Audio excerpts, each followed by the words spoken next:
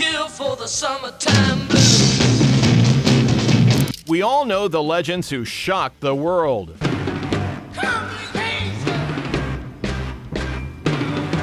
The Stones, The Doors, Black Sabbath. But while those bands were making headlines, there were others pushing boundaries even further. Politicians in my eyes. Bands so dangerous, so radical, that radio stations refused to play them. Venues banned them, and the music industry tried to erase them completely.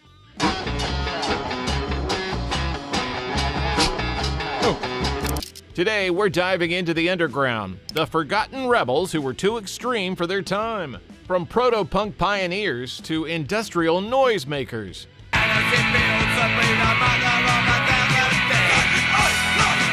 These are the greatest banned and controversial rock bands you've never heard of.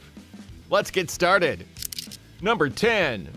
Three black musicians from Detroit in 1971 were crafting something that wouldn't have a name for another 5 years. Their sound was harder than Sabbath, faster than anything coming out of Britain, and absolutely nobody knew what to do with it. Death, U.S., 1971. Politicians in my eyes. The Hackney brothers, David, Bobby, and Dennis, formed Death in Detroit when punk rock was still a decade away from existing. These guys were playing lightning-fast, aggressive rock with political lyrics that made radio programmers nervous. Their 1974 single, Politicians in My Eyes, was a blistering attack on corruption that sounded like it came from 1977, not 1974. Record labels told them to change their name. Radio stations wouldn't touch them.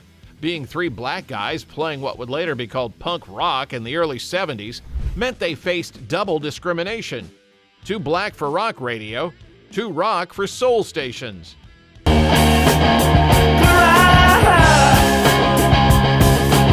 Clive Davis at Columbia Records was interested, but demanded they change their name from Death to something more marketable.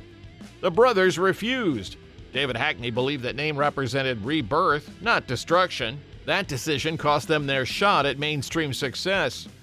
They pressed 500 copies of their single and disappeared. Decades later, punk historians discovered their recordings and realized Death had pioneered proto-punk before mainstream recognition. Politicians, tell me why can't you hear the people? Number 9. San Francisco, 1975. While the city was becoming synonymous with peace and love, one band was creating the soundtrack to Dystopian Nightmare. Their music sounded like machines having nervous breakdowns. Chrome, U.S., 1975.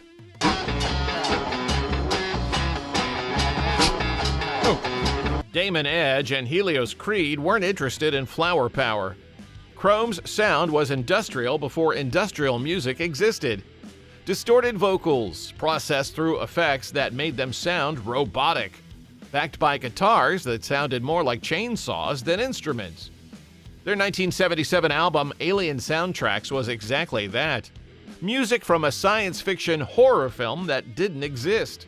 Tracks like SS Signy and Nova Feedback were sonic assaults that made punk rock sound tame. This wasn't rebellion, this was musical terrorism.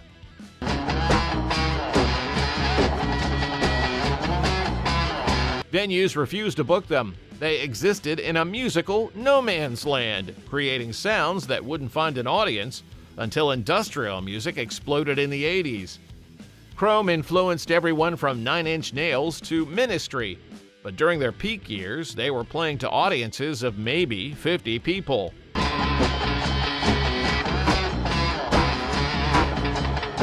Number 8. Four American GIs stationed in Germany in 1964. Homesick, angry, and armed with instruments, they created a sound so aggressive it predicted punk rock by a decade. The Monks, U.S. and Germany, 1964.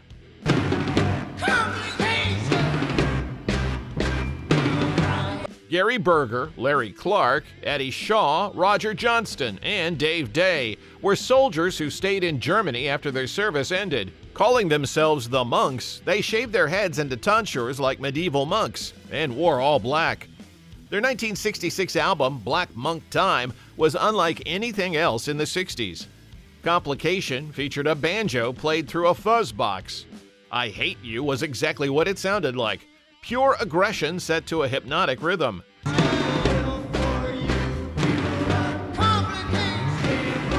The entire album sounded like an anxiety attack set to music.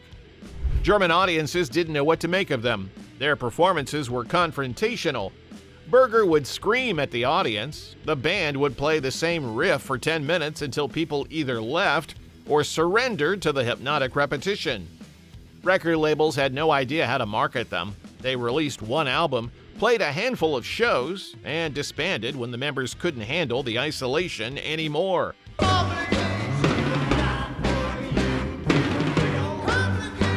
Number 7. Houston, 1966. Psychedelic rock was emerging, but one band's experiments with sound and consciousness were so radical that even other psychedelic bands thought they'd lost their minds. Red Crayola, U.S., 1966.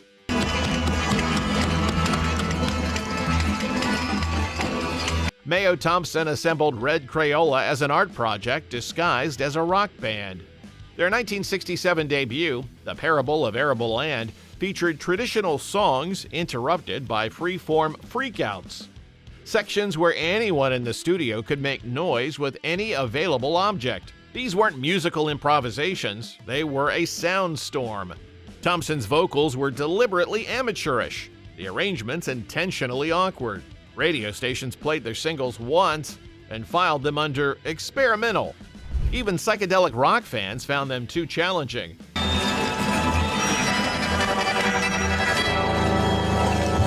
Red Crayola's live performances were happenings rather than concerts. They'd invite audience members on stage to make noise, project films during songs, and sometimes stop playing entirely to lecture about the nature of performance and audience expectations. The band's art school approach to rock music influenced everyone from Sonic Youth to Pavement. But in the late 60s, they were too weird for the weirdos.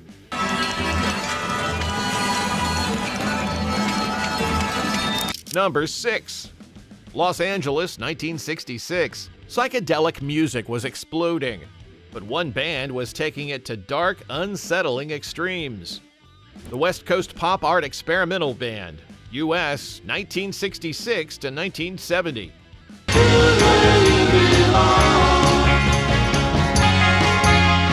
Michael Lloyd, Sean Harris, and the crew weren't making radio hits. They were crafting chaotic, surreal landscapes. Albums like Volume 1 and A Child's Guide to Good and Evil blended garage rock, psychedelia, and spoken word oddities with lyrics exploring paranoia, mental instability, and societal decay. The band's most controversial figure, Bob Markley, added eccentric behavior and a polarizing presence, creating tension that spilled into their music and performances.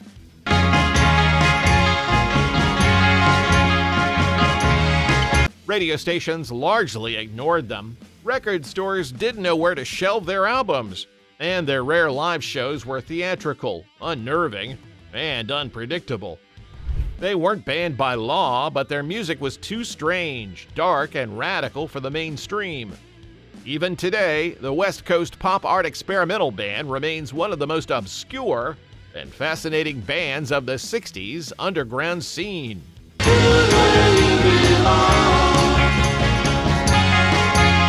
Number 5. San Francisco, 1966. The summer of love was approaching, but one band was already exploring the darker side of psychedelia with a volume and intensity that made the Grateful Dead sound like a folk trio. Blue Cheer, U.S., 1966. Ain't no cure for the summertime blues. Dickie Peterson, Lee Stevens, and Paul Whaley had one goal: play louder than anyone had ever played before. Their 1968 cover of Eddie Cochran's Summertime Blues was the same 3-chord progression played at volumes that physically hurt. Blue Cheer claimed to be the loudest band in the world, and they probably were.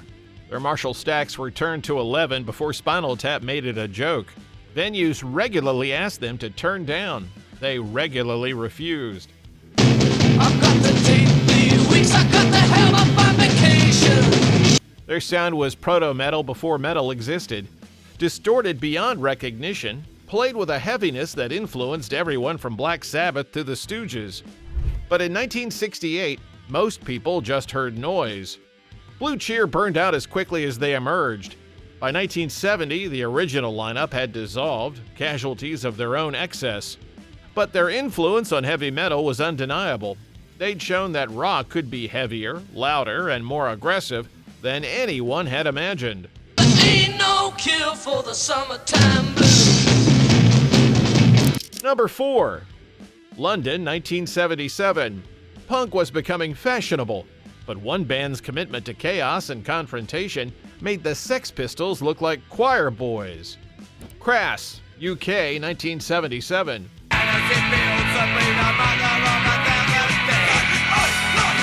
Penny Rimbaud and Steve Ignorant didn't just sing about anarchy, they lived it. Crass operated as a collective, rejecting the music industry entirely. They lived on a commune, grew their own food, and funded their own records.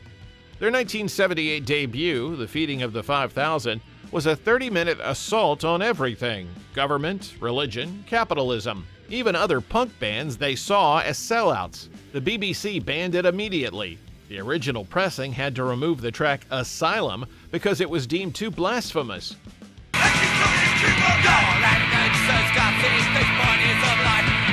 Crass concerts were political rallies disguised as punk shows. They projected anti-war films while performing, handed out political literature, and encouraged audience members to question everything.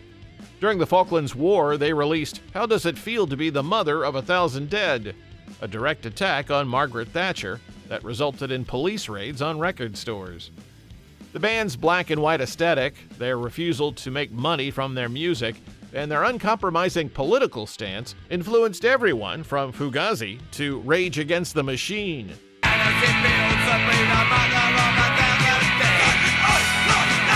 Number 3.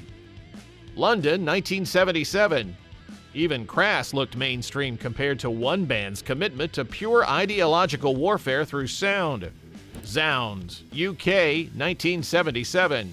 Cats, small cats, some cats are fat cats, those cats are bad cats, what we gonna do? Steve Lake formed Zounds with one mission: make music that couldn't be ignored, co-opted, or commercialized. Their 1981 single, Can't Cheat Karma, was a Buddhist-influenced punk anthem that attacked both capitalism and the punk scene's growing commercialization. Zounds operated outside the music industry entirely. They pressed their own records, booked their own shows, and refused all major label interest. Their DIY ethic was so extreme it made other punk bands look corporate. There's an awful lot. Their performances were confrontational art pieces. Lake would lecture audiences about consumerism, while the band created walls of feedback. They handed out political literature and encouraged audience members to question why they were paying money to watch a band that was telling them not to pay money to watch bands. The BBC banned their music for political content. Venues canceled shows after complaints about their anti-establishment rhetoric. Even other punk bands found them too preachy and confrontational. Zounds influenced the entire anarcho-punk movement, but during their active years, they were playing to audiences of maybe 30 people. Cats, small cats, some cats are fat cats, those cats are bad cats, what we gonna do? Number 2. New York, 1964. Folk music was pure and acoustic, but one band was about to corrupt it with electricity, profanity, and a sense of humor so dark it made the Velvet Underground look optimistic. The Fugs, US, 1964. Why do you like boots a lot? You gotta like boots a lot. Do you like boots a lot? Yes, I like boots a lot. Ed Sanders and Thule Kupferberg weren't musicians, they were poets who decided rock music needed more literature and less melody. The Fugs combined beat poetry with primitive rock instrumentation and lyrics that would make a sailor blush. Their 1965 debut featured songs like Slum Goddess and Boobs a Lot. titles that guaranteed radio bans before anyone heard the actual content. Their performances at venues like the Fillmore East were part concert, part poetry reading, part political rally.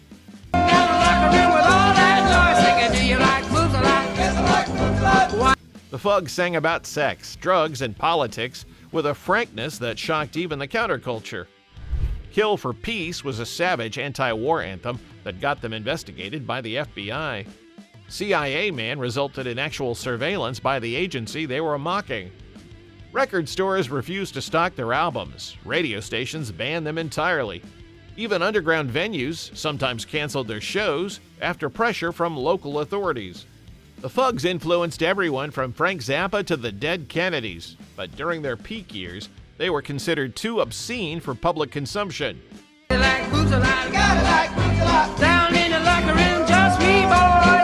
Number 1. Here's the Secret Gym, a band so radical and different that even the punk scene wasn't ready for them. The Slits, UK, 1976.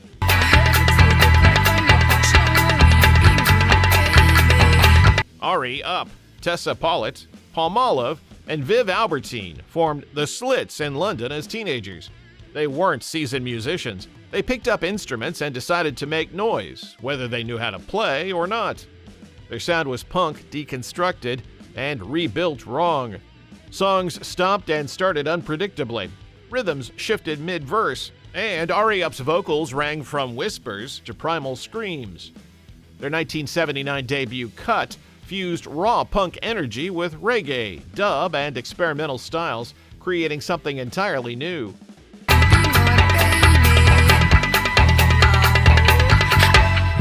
They were controversial on every front. Press attacked them as anarchic and terrifying. Male audiences heckled them, and being young women in a male-dominated scene made them targets of extra scrutiny. Their album cover, featuring the band in mud and loincloths, shocked the public.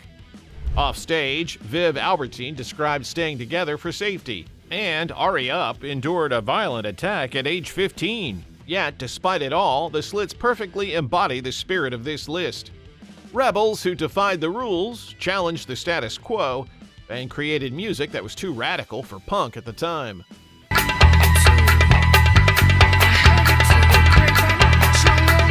These bands prove that the most dangerous music often comes from the margins. Which of these forgotten rebels deserves to be remembered? Let me know in the comments, and don't forget to subscribe for more stories from rock's hidden history.